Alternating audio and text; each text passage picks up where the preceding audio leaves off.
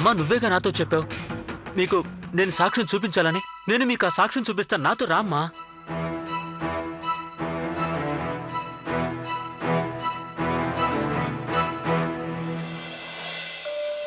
అమ్మా నీకు తెలుసు నేను నిన్ను ఇలా కోపంగా చూస్తూ ఉండలేను అని. అమ్మా నేను చేతులు జోడించి వేడుకుంటున్నాను, నువ్వు దయచేసి నాతో రామ్మా. మీరు ఆ సాక్ష్యం చూశారంటే నా మీద నమ్మకం కలుగుతుంది, జరిగిన దాంట్లో నా తప్పు ఏం లేదని తెలుస్తుంది.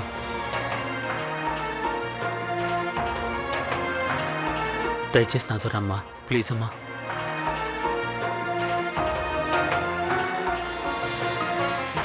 సరే పద. లవ్లీ నాకు చాలా భయంగా ఉంది. నువ్వేం భయపడకో, నేనున్నాను కదా, పద.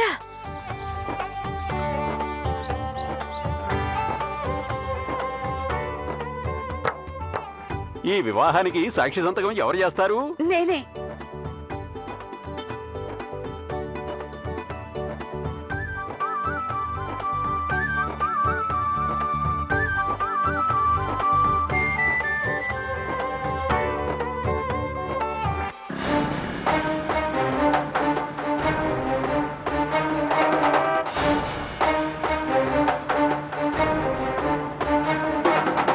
చిన్న చిన్న మెల్లగా డ్రైవ్ చేయి. అయ్యో అమ్మ, మనం అక్కడికి వీలైనంత త్వరగా చేరుకోవాలి. ఓం సర్వమంగళ మాంగళ్యే శివే సర్వార్థ సాధికే శరణ్యే త్రయంబకే గౌరీ నారాయణి నమోస్తుతే.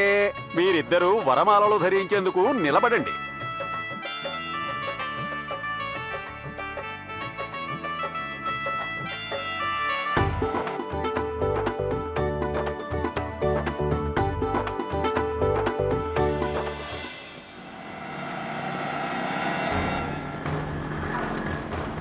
ఎక్కడికి తీసుకెళ్తున్నావో అర్థం కావడం లేదు. అమ్మా నీకు నేను ఇప్పుడు ఏమీ చెప్పలేను, అక్కడికి వెళ్ళాక స్వయంగా నువ్వే చూద్దుగాని.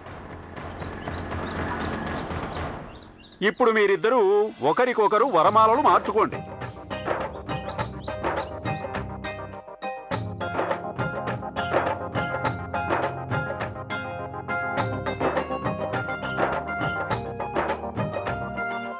ఇప్పుడు మీరు వీళ్ళిద్దరికీ బ్రహ్మముడి వేయండి.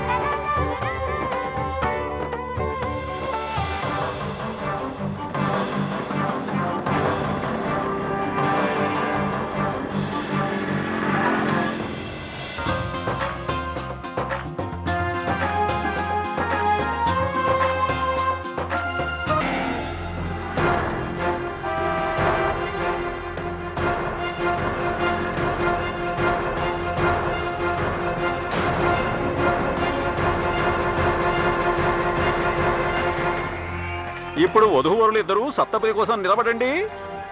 మంగళం భగవాన్ విష్ణు, మంగళం గరుడధ్వజ. నాన్న ఇలా పరిగెత్తిస్తే నేను పడిపోతా. నెమ్మది.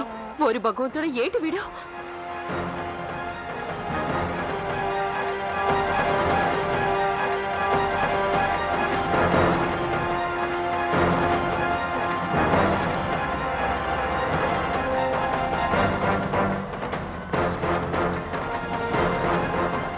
చిన్న నేను పడిపోతానురా, నెమ్మదిగా. ఇప్పుడు గుళ్ళోకెందుకు?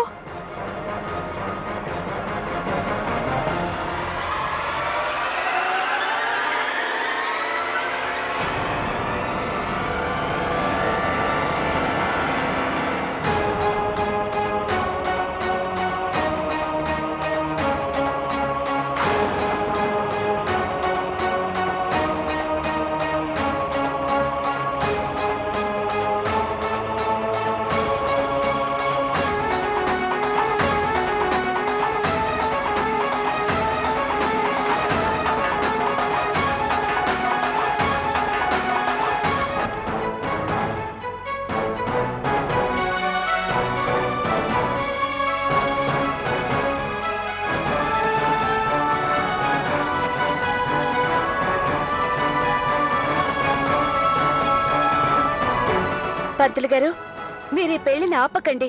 అన్ని పద్ధతి ప్రకారమే జరిపించండి.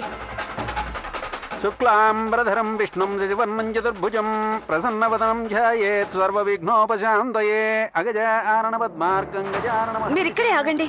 అసలు ఇక్కడేం జరుగుతుంది? మీరేదైతే అనుకుంటున్నారో అదేం కాదు. నీకేం తెలుసు? మేము ఏం అనుకుంటున్నావో ఇంకా మాకేం తెలుసు?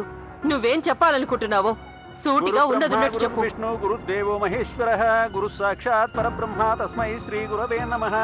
వక్రతుండ మహాకాయ కోటి సూర్య సమప్రభ నిర్విఘ్నం కురు మే దేవ సర్వకార్యేషు సర్వదా. ఆంటీ మీరు చెప్పమన్నారు కాబట్టి నేను మీకు సూటిగా చెప్తున్నాను.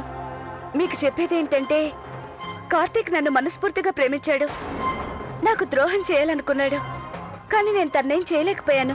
నాకు జరిగిన అన్యాయం తనకు కూడా జరగకూడదని అలా చేశాను. మీరు ఒక స్త్రీ, ఒక ఆడపిల్ల మనసును అర్థం చేసుకోగలరు. నేను తార స్థితిని అర్థం చేసుకొని మా అన్నయ్యని ఇక్కడికి పిలిపించి వాళ్ళిద్దరు పెళ్లి జరిపిస్తున్నాను. దయచేసి వాళ్ళ పెళ్లి ఆపకండి. ఆపు. అన్ని అబద్ధాలు.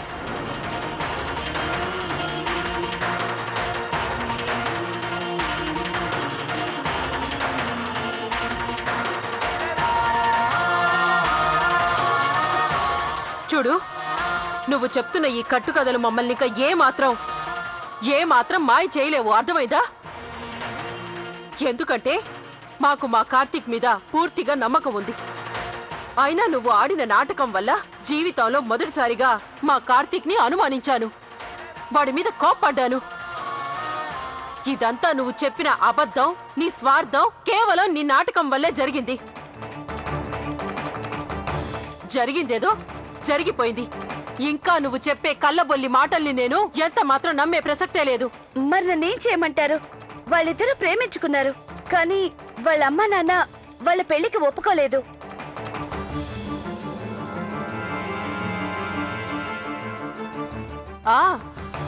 ఇప్పుడు అర్థమైంది. వాళ్ళిద్దరిని వాళ్ళ అమ్మా నాన్నలకు తెలియకుండా నువ్విలా కలిపేటందుకే మా చిన్నాను నీ నాటకంలో పావులా వాడుకున్నావు. మా కుటుంబ గౌరవానికి మాయని మచ్చ తెచ్చిపెట్టావు. ఇప్పుడే చెప్తాను. చిన్నా, నీ ఫోన్ ఇవ్వు. ఇప్పుడు వధువు 3 ప్రదక్షిణాలు చేస్తుంది. యాదేవి సర్వభూతేషు మాతృ. చిన్న శర్మ గారికి వెంటనే ఫోన్ చేయి. ఆంటీ ప్లీజ్ మాట్లాడుకో.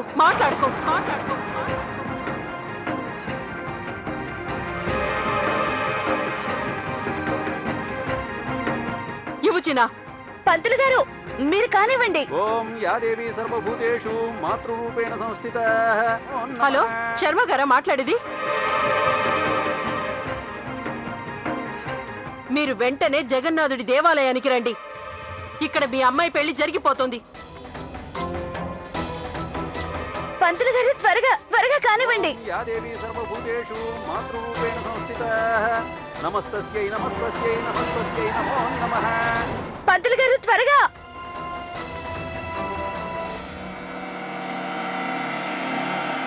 భగవంతుడి దయవల్ల ఈ పెళ్లి జరగకుండా ఉంటే బాగుంటుంది.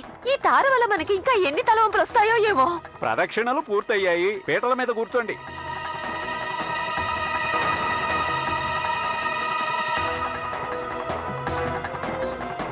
ఇప్పుడు వరుడు వధువు మెడలో మాంగళ్య ధారణ చేయాలి.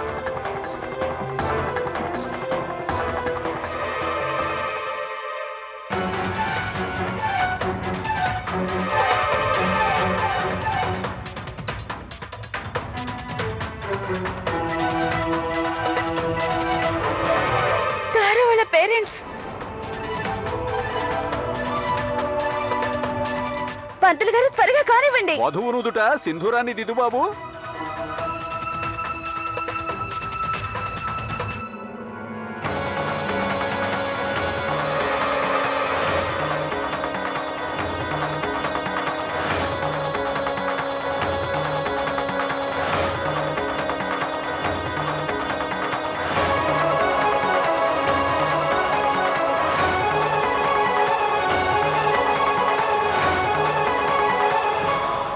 ఈ పెళ్లి నాటకాన్ని ఆపండి.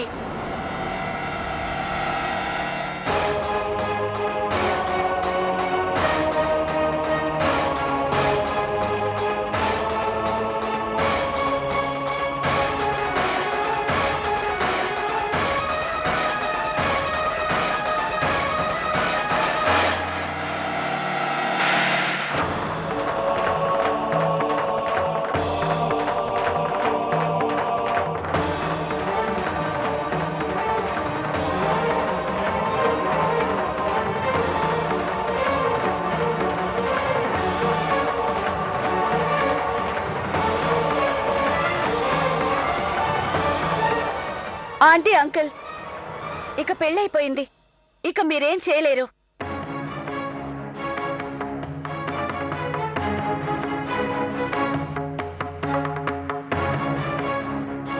నన్ను ప్రేమించానన్నావు, చావైనా బతికైనా నాతోనే అన్నావు. ఈ రోజు నేనెవరో తెలియనట్టు నటిస్తున్నావు. నువ్వా? నువ్వెక్కడికి ఎందుకు వచ్చావు? అంకుల్, అది నేను తారా అభయ్ల ఫ్రెండ్ని. వాళ్ళిద్దరూ గాఢంగా ప్రేమించుకున్నారు. అందుకే ఆ రోజు నేను అందరికీ అబద్ధం చెప్పాను.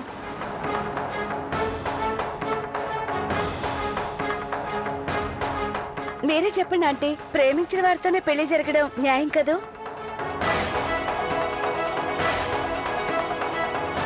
ఆంటీ ప్లీజ్ కోపగించుకోకండి ప్లీజ్.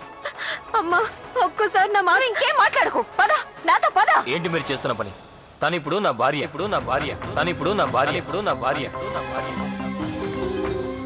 నీకు అర్థం కాలేదా నేను దీని తల్లినని? ఈ రోజు మా అమ్మాయి ఇదిగో ఈ అబద్ధాల కోరు సాయంతో కన్న తల్లిదండ్రుల్నే మోసం చేసింది. అది కూడా ఈ అబ్బాయి కోసం. ఆ పిల్లకి అతనికి ఏ సంబంధం లేకున్నా ఇతను అంటున్నాడు తను భార్య అని. నేను మీ మాయ మాటల్లో పడేదాన్ని కాదు. పద, ఇంటికి పద. అమ్మా, మీరు కాస్త శాంతించండి. ఈ వివాహం సంప్రదాయబద్ధంగా పూర్తయింది.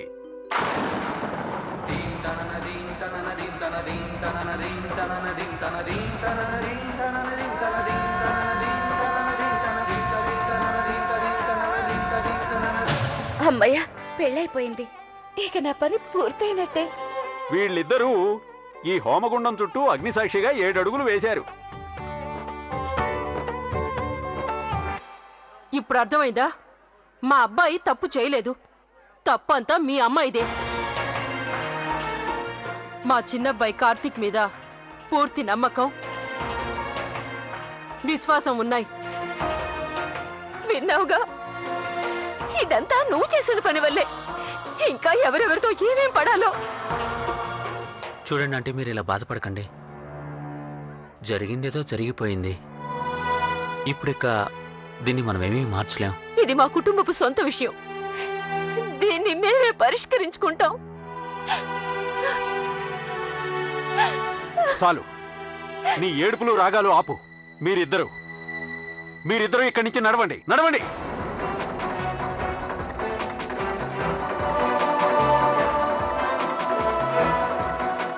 చిచ్చి, చూసావా చిన్న, ఎంత నాటకం ఆడించింది. అది కూడా ఆ అబద్ధాల కోరు.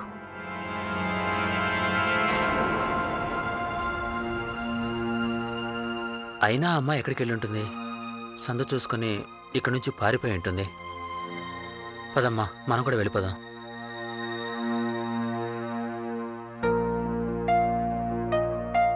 నా వల్ల పెద్ద పొరపాటు జరిగింది. నేను నా బిడ్డ చిన్నాని అవమానించాను. ఏంటమ్మా ఆలోచిస్తున్నావు? ఇంకా ఎక్కువ ఆలోచించుకో. అదంతా మర్చిపో. ఎలా మర్చిపోమట? నాకు ఆ అమ్మాయి మీద ఎంత కోపం వస్తుందంటే, అది గనక ఇంకొకసారి నా కంట పడితే దాని చంప పగలకొట్టి బుద్ధొచ్చేలా చేస్తాను. ఆ పిల్ల చేసిన పని వల్ల తల్లి కొడుకుల మధ్య అపార్థం వచ్చింది. ఆ పిల్ల చేసిన పనిని తేలిగ్గా మర్చిపోను. అది కోడలిగా వెళ్ళిన ఇంటిని నిప్పుతో తగలబెట్టేస్తుంది. దాని అత్తగారు సంతోషంగా ఉండరు, అది ఆనందంగా ఉండలేదు.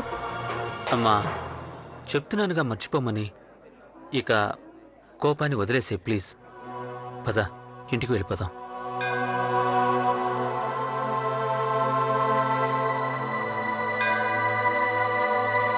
ఎందుకమ్మా, ఎందుకు ఇంకా అలా ఉంటావు? కాస్త శాంతంగా ఉండు, మునుపట్లాగా. నా మనసు ప్రశాంతంగా ఉండాలంటే ఏంటమ్మా? లేదు, ఏం లేదు. వెళ్దామా? వద్దు, నేను రిక్షాలో వస్తాను. నువ్వు బండి ఇలాగేనా నడిపేది? నువ్వు ఇంటికి పద. రేపటి నుంచి నీకు బైక్ క్యాన్సిల్. సారీ అమ్మా, నేనిప్పుడు నిన్ను నెమ్మదిగా తీసుకెళ్తాను. ఎడ్ల బండిలాగా నెమ్మదిగా తీసుకెళ్తాను. వెళ్దాం పద.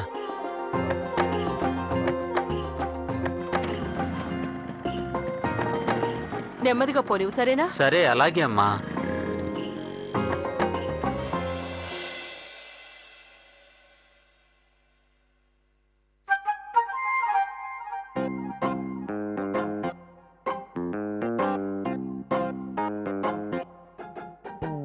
నేను అసలు వచ్చింది మా ఇంటికేనా? ఇంత ప్రశాంతత.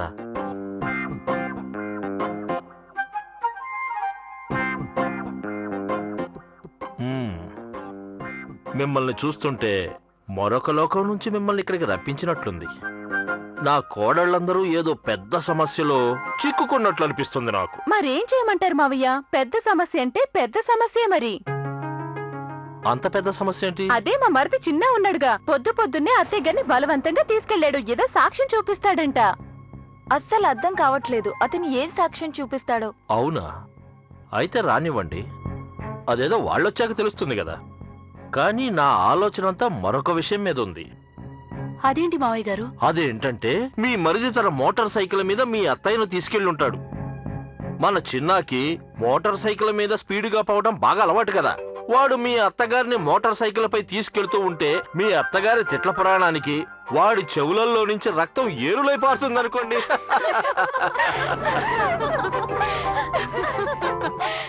పిల్లలు, మీరంతా ఇలాగే నవ్వుతూ హాయిగా ఉండండి. చూడటానికి చాలా బాగుంది.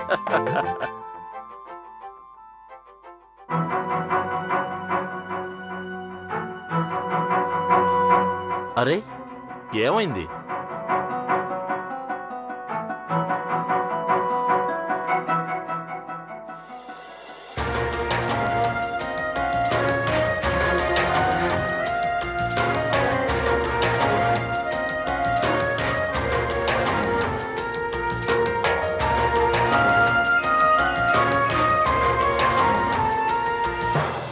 అమ్మా, దయచేసి నన్ను క్షమించమ్మా.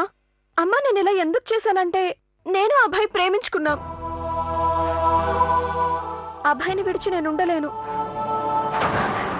మంచిది. అయితే మాతో ఇక నీ బంధం తెగినట్టే. ఇక ఈ ఇంటి తలుపులు మీ ఇద్దరి కోసం ఇక ఎన్నటికీ తెరుచుకోవు.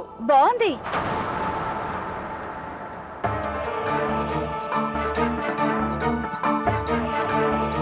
మీరో పక్క తనని కూతురు అంటూనే మరో పక్క తన ఇంట్లో నుంచి గెంటేస్తారా?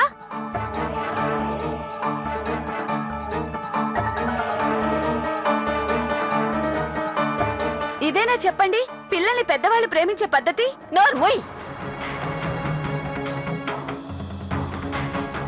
నువ్వు మాట్లాడుకు. నాకు నువ్వు ఎవరో ఎక్కడి నుంచి వచ్చావో తెలియదు, కానీ ముఖ్యమైన విషయం ఏంటంటే మా ఇంట్లో జరిగిన ఈ అనర్థానికి మూల కారణం మాత్రం నువ్వే.